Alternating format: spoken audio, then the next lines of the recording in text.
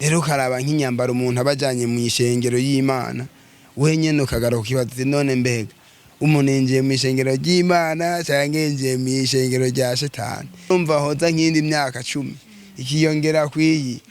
umva bizoba vyabaye vyinshi bizoba vyarenze imico izoba yononekaye cyane ni hamwe abantu uzosanga nyene basigaye bameze nk'ababanyaburaya oya zigenda zirahinduka uko basohora ariko zigenda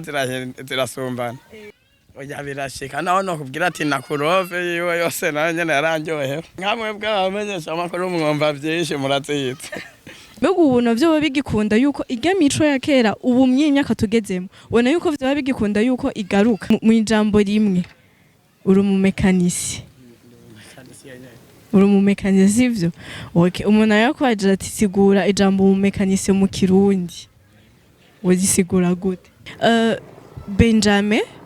kuri wewe iyo wumvise ngo imico n'akaranga by'u Burundi vyaratitutse wumva ko cyo bari nk'igiki catitutse mu ncamake ho bahindutse nk'iki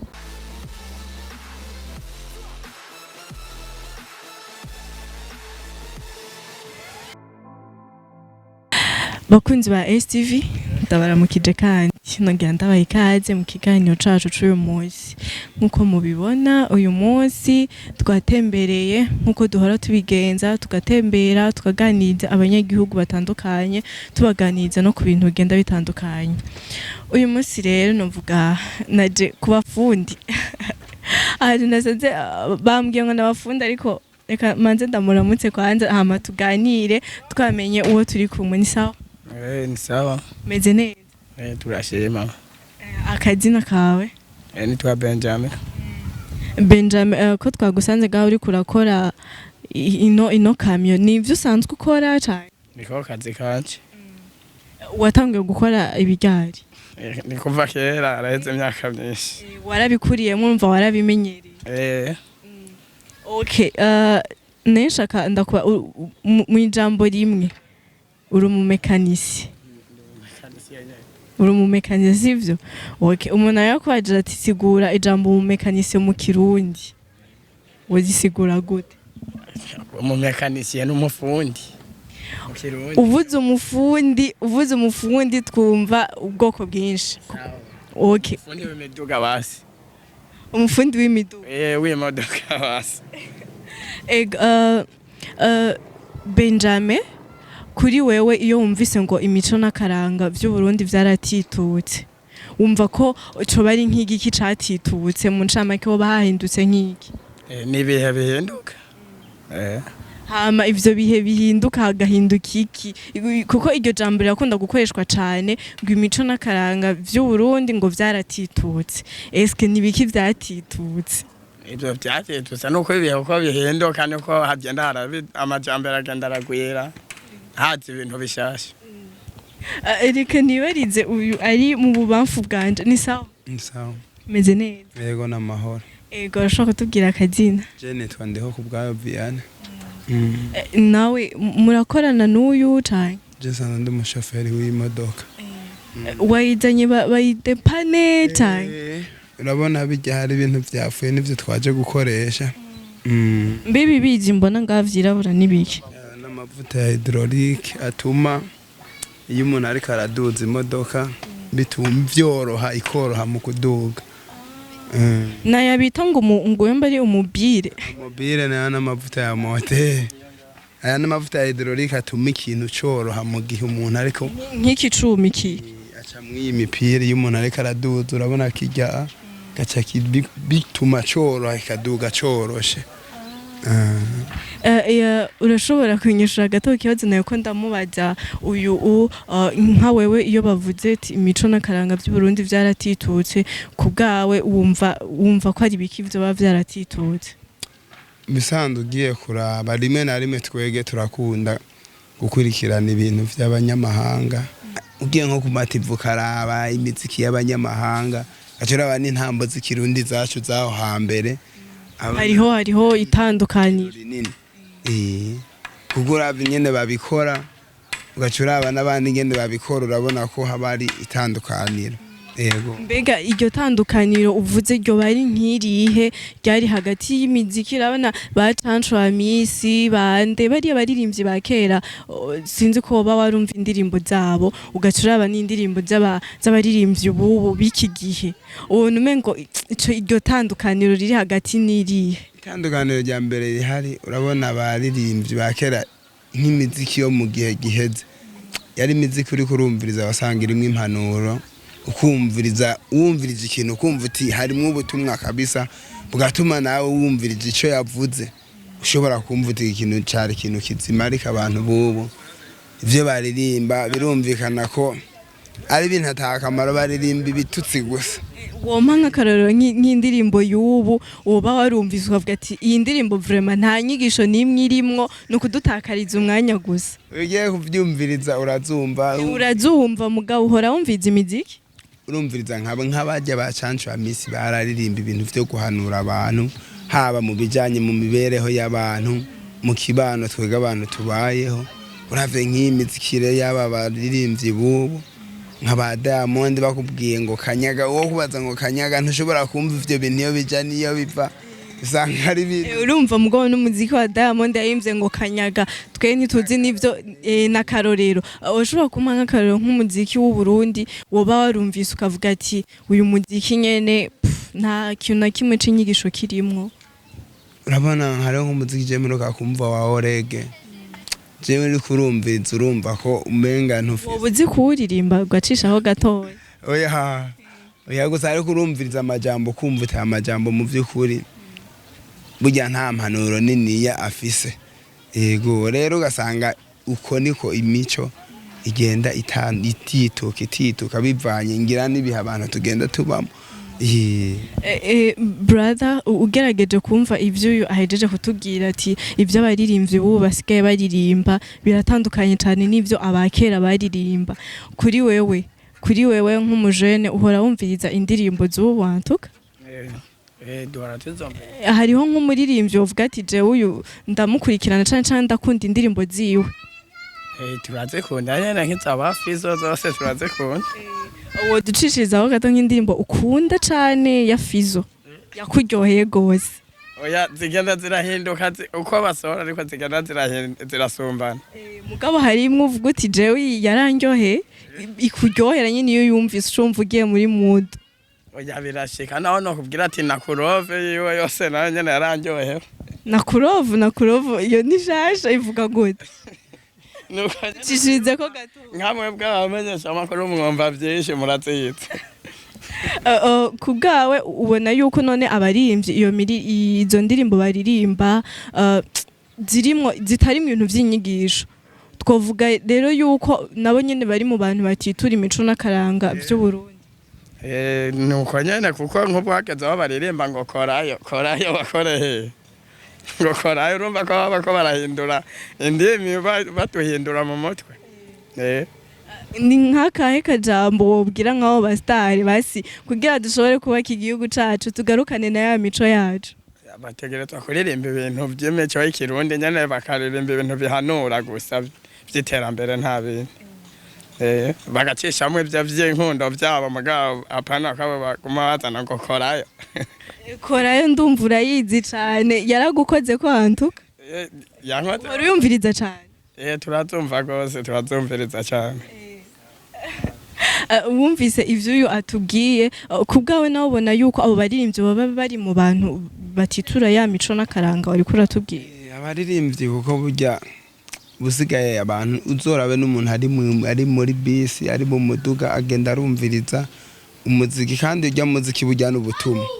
burya butumwa rero iyo uriko urabwumviriza burashobora kuguhindura bivanye n'iki bivanye n'ukuntu n'inyigisho ukuye muri ujya muziki ariko araririmba kuko muziki burya ubusigaye nabwo n'ubutumwa burashobora gutuma ushobora kuvuga ati mu by'ukuri ubutumwa burankozeko uwo muziki kweri je ndumvise kumpindura rankoye mu kindi kibanza uranshize no mu kindi rero nubwo isi genda idutwara nabi barakwiye kuza nabo bagerageza baduha ubutumwa busobanutse umuntu ashobora kuwumva kuburyo ashobora gukuramo inyigisho akavuga ati mu by'ukuri uyu muziki ndumva urimo ubutumwa Watubwiye kuri parti y'umuziki yuko abaririmbyi unye byoba vyiza bagiye bararirimba n'indirimbo ziri mu butumwa zishobora kwigisha abantu batandukanye, abapapa, abamama, abakuze canke n'ugwaruka mu ndirimbo zabo. Tuvuye gato kuri kote y'umuziki tuje kuri kote y'amashengero mu rushengero, mbega abapasteri bobo hariho ikintu bafise woterera mu kugarukana ya mico yacu n'akaranga vy'Uburundi? Nabonye nerega ariko turavuga mugabo urumva si mu nzira zimwe, ni mu nzira zibiri ariko bose urumva bakora igikorwa gisa nk'uko ari kimwe. Nabonye urumva ubusigaye hajya umuntu bamukunda bivanye wowe kumeze, abantu barashobora kugukundira ukumeze, nyamba uvuze umutima mwiza barashobora kuvuga ati umuntu turamukunze kubera umutima mwiza tumaze kumubonamo.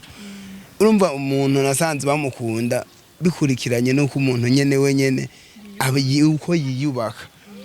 Umuntu ashobora kuba nubwo atakintu abakoze kininiya ukamukundira ubwitonzi bwiwe cyangwa ukamukundira ukuntu ahanura abantu, ico gusa kigatuma abantu bagirana. Nabo rero bavuga butumwa bajya n'abantu bakomeye uko bigisha n'abantu benshi. Gusa nyene nuko nyene ari vya bindi twako turavuga ati si yaratitutse, ubusigaye bajya nabo bara abantu bakomeye nko mu byo kwigisha abantu ivyo vy'imico n'akaranga, bara abantu bakomeye kuko ugiye kuraba dusubiye inyuma tuguma, kuko nasanze iyi mico turiko turavuga n'akaranga ni ibintu nabonye bifatiye mu nyambaro, mu nyifato twega abantu tugenda tubamo mu buzima bwa buri munsi. Rero ashobora kuraba nk'umuntu nka Dimash ukaraba nko mu nyambaro z'umuntu aba yagiye mu rusengero rw'Imana, ko busigaye mu rushengero umuntu wese abakwiye kuhuba, kuko abantu benshi bavuga ko itirirwa izina ry'Imana. Rero ukaraba nk'inyambaro umuntu abajanye mu ishengero y'Imana, wenyene ukagaruka kibaza none mbega umuntu yinjiye mu ishengero ry'Imana cyangwa yinjiye mu ishengero rya Shetani? Urumva ugasanga vya bintu ya mico twariko turavugana. D'abord agize kutuba urushengero rw'Imana, agize no novuga gute kutuba hagiye no gutitura mico n'akaranga vy'Uburundi. Kandi ariwe yarakwiye kugira nte, yarakwiye gutanga akarorero, kuko ubusigaye umuntu agiye mu vy'Imana abakwiye kuba umuntu yikwijije. Ivyo vyose rero ugasanga ni ibintu biza kandi bigira nte bidutiturira ya mico. Mbega abo bapasteri nabo bareka abakirisu nabo bakinjira mu rusengero bambaye izo mpuzu nyene zigutesha akaranga, nabo nyene urumva nabo nyene babwira nk'iki? Barabifisemo uruhara nabo nyene cyane? Mu ruhara kuko ubusigaye nabo iyo babara abantu bazima atazindi nyungu zabo, kuko nabo bavuga yuko mu bisanzwe bariko bakorera Imana. Ndiyo nyamba rero bariko bakorera Imana, bakwiye guhimiriza abakristo babo ati burya Imana yankibi, kuko navyo nyamba iyo mico turiko tuvuga kandi Imana nayo irayikondana kirayifatirako. Ko ntiwavuge ndo wambaye imini ngo ugiye gusenga Imana, iyo Mana sinzi iyo yariyo, ntiyo bari Imana y'ukuri. Rero baba bakwiye kubabwira ati burya Imana yankibi ikunda ibi, nk'uko tuba gusenga Imana tuba dukwiye kubaha hera hayo, tuba dukwiye kugirane kuza twitunganije buri muntu wese akamenya aho yagiye ahariho. Kuko urumva nabo barabifisemo uruhara, ariko kubera ukuntu nyene isi dutwara nabi usanga buri muntu wese abona inyungu kanaka bari kagirane ahiga ku kintu, ngira nico gituma babareka bakavuga ko hari nabo usanga bashwanira mu ishengero y'Imana. Numva ivyo vyose ni ibintu biza bititura imico, nyamba bariko bakorera Imana burya ntibari bakwiye gushwana, kuko Imana ntawe iba yatumye ngo ayigwanire yonyene, nyamba yarananiwe kuyigwanira, urumva nayo ntiyobe kibaye Imana. Rero umaze kumva nko mu ishengero ngo abantu bagwanye, ucaza ati none Imana yarananiye kuyigwanira ko abantu ari basigaye bayigwanira. N'ivyo vyose kubera iprofikana ko umuntu aba ari karondera, ngatusanga ntabikorako, kuko abikoze kavuga ati nyamba ujya muntu yari kuzana baya anye araza kubura. Ariko ubusigaye nyamba twitwa ngo twari mu ishengero cy'Imana cyangwa mu gikorwa cy'Imana,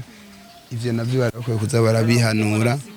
bahanura abo banyeshengero babo, kuko ni ya mico twariko turavuga. Kuko mugengira boza baragerageza kubahanura bababwira ivyo ubusigaye ngira imico yogerageza kandi kugira gusubirana. Kera narakunda kumva ngo uri umugabo ubona yuko ushobora gutunga umugore umwe canke babiri canke batatu ngo wari urekuriwe kubatunga nuko vyari biri nawe ni kubizi.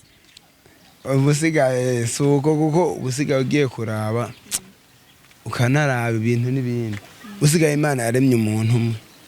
irema umugore irema n'umugabo. Rero ubusigaye nuko twega abantu biyisi novuga dufise itama twege urumva dukunda ibintu. Rero ubusigaye umugore umwe n'umugabo umwe burya abakwiye ivyo n'ivyo abandi bantu bagirane barenzako kuko iyo babitaruko Imana iba yabikoze uko nyene nyamba yari gushiraho babiri hakugira abagabo babiri abagore babiri n'umugabo umwe ariko babona ko yaremye Adamu irema na Eva. Ivyo gusa nubwo rimwe na rimwe ugiye mu madini kanaka bakubwira ngo ibi biremewe binavyo n'ibiremewe. Mbega ivyo nyene vyo babirimwo mu bintu vyo gutitura imico n'akaranga ivyo vyo kugira umugore umwe canke ivyo vyo kugira abagore babiri canke barenga navyo birimo kuyoba ubusigaye umuntu yiyubaha abakwiye gutunga umugore umwe kuko n'igihe Imana yarema Adamu na Eva urabona yaremye umugore umwe irema n'umuremera n'umugabo umwe. Hari hano gusa nigeze gusoma mu gitabo havuga ngo yari Pawulo ariko avuga ati uwo vyokundira azomere nkanje atari uwo bizonanira nawe kuyihangana arondera umugore umwe abane nawe. Urumva ugiye uranaraba umva ko ivyo bintu nubwo abantu dupfa kubikora umva ko duca kubiri n'ivy'Imana ituvuze. Yego kubgawe ubona mbega kugarukana ya mico ya kera mw'iyi myaka tugezemwo wavuze yuko hagiyemwo harabamwo novuga gute hagiye harabamo uko iminsi yagiye irahaca twagiye turatera imbere hagiye hazamwo n'iterambere. Mbega ubu navyo bigikunda yuko irya mico ya kera ubu myaka tugezemo ubona yuko vyo bigikunda yuko igaruka? Mu bisanzwe abantu bavuze ngo amazi aba yarenze inkombe ubusigaye urabona bimaze kurenga. Gusa iciye nyanje nk'ico novuga bakwiye kugira kuza bahaduhanurana aho umuntu wese aherereye kugira ngo ntibirushirizeho kuguma biba vyinshi canke biba birebire. Turabe ko vyoguma basuku bisanzwe biri kurabona nyamba ubu turi muri 2020 abana ni haza nk'indi myaka 10 kuko rero bizoba bigeze ku rundi rwego. Ubwo ugiye kuraba nka TV z'abanyamahanga abantu ubona bo bigira menya nyene batambaye. Je ndabona nyuma y'imyaka 10 uko je ndivuga 2010 mwenga vyari mitende par rapport y'ubu ndavye rero imyaka 10 iheze imwenga ibintu vyarahindutse. Rero ndi mpora nibaza none nyuma y'imyaka nka 10 canke 10 iri imbere tuzoba tugeze. Nizimana yemvuze ni nkuko twe turi abantu taguye kuza duhanurana kugira ngo turabazi yuko vyoguma biraha kuko urumva hoza nk'indi myaka 10 ikiyongera kwiyi umva bizoba vyabaye vyinshi bizoba vyarenze imico izoba yononekaye cane. Ni hamwe abantu uzosanga nyene basigaye bameze nk'ababanyaburaya. Yes, kuba mama kuba papa kugwaruka no kuri leta hakogwa iki kugira iyi mico yacu igume nyene ntitakanovera igume nyene iryoshe tugume tuyigarukana? Ni igiki kubgaho ubona yuko nk'umunyagihugu wosaba nka leta yokora kugira ya mico yacu igumeho kugira ireke kuguma ita akanovera? Mu vy'ukuri leta n'abanyagihugu je mbona umenga ntavyo boshobora kuko ibi vyose tubamo nasanze ari ibintu Imana ngira ngo iba yarapanze kw'isi ingene bizogenda. Gusa nyene uwo bishobora twoza turagerageza tukitera intege umuntu wese akavuga ati burya ibi ndabikoze mbona ari ya mico ndiko ndatitura mbona ndiko nonona umuco wanje indero mu ncamake. Kandi urana turiko turakura turiko tuvyara abana none we nibasanga wambara ijipo igera ngaha umwana wawe nazocageza ngaha azoca we bazoca zita zose. Nabo nabonye badufata cyane baradukurikirana. Urafise abana mbe? Je ndafise abana n'umugore. Ndafise n'umudamu. Rero ugiye kuraba abana nabo nasanze ari abantu bakurikirana cyane kandi bagenda barabira indero ku bavyeyi imico.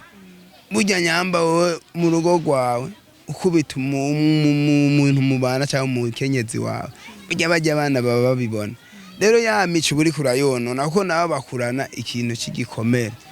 rero leta cange twiga abanyagihugu ntavyo twoshobora haguza jico mbona umuntu wese yarakwiye kuraba hageza kavuga ati mico yanje sindayonone mbe ndakwiye gukora igiko buri muntu wese akora ciza aziko akoze ciza kandi umuntu akora kibi azuko akoze kibi umuntu wese akavuga ati ikintu nagikora ndazi nzoba ntituye ka karanga nzoba ntituye ya mico y'igihugu canje yego Ego urakoze cyane no ku mpanuro utanze ndibaza abazokurikirana kino kiganiro bazokwiga byinshi bivuye iwawe namwe murakoze ndagushimiye cyane murakoze namwe ego hama ni beni yawe babandanye mbe wawe ndi yari ngaha yagiye yampunze yes reka nshimiye cyane n'abakunzi ba STV mwabanye natwe mu kiganiro mwumvise byinshi twako turaganira ku bijanye n'imico n'akaranga y'u Burundi mbega ho kogwiki kugira imico yacu ntigume itituka igume hagaruke vyandi vya kera nyamba bigishoboka canke bigume ahanyene biri mwavyumvise twaganiye byinshi twizere yuko namwe muri commentaire umwe wese aza gutanga icumviro ciwe kubijanye n'ivyo twako turaganira ko uyu munsi ndabashimiye cyane rero kandi turi ngaha ku bwanyu mubandanye mugira subscribe share na comment kuri channel yacu turi ngaha ku bwanyu ndabashimiye cyane ciao